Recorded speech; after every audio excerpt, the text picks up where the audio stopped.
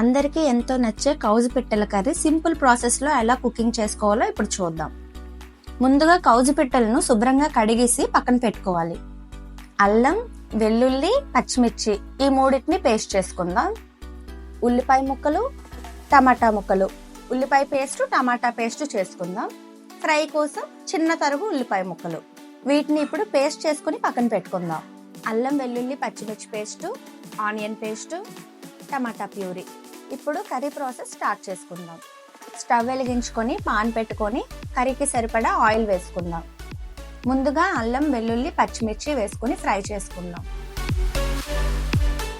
పచ్చివాసన పోయినంత వరకు వేగిన తర్వాత ఉల్లిపాయ పేస్ట్ వేసుకుందాం. కలుపుతూ ఉండాలి. ఈ రెండు కొంచెం వేగాక ఫ్రై కోసం కట్ చేసుకున్న మిగిలిన ఉల్లిపాయ ముక్కల్ని వేసుకుందాం.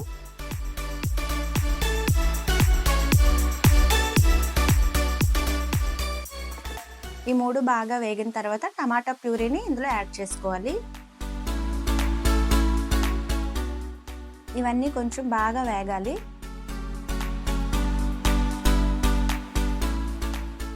కిందన అంటిస్తూ ఉంటుంది, బాగా కలుపుతూ ఉండాలి.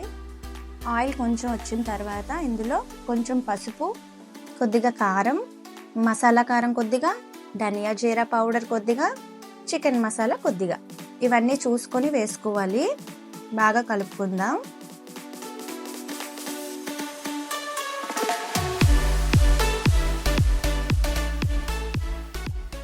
మసాలాలన్నీ వేసుకున్న తర్వాత రుచికి సరిపడా ఉప్పు వేసుకోవాలి.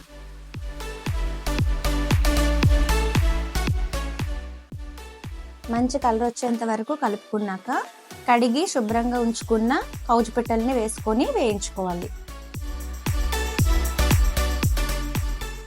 బాగా కలుపుకోవాలి ఒకసారి. అల్లం వేయడం వల్ల కింద అంటుతూ ఉంటుంది, అలా కాస్త కదుపుతూ ఉంటే బాగుంటుంది.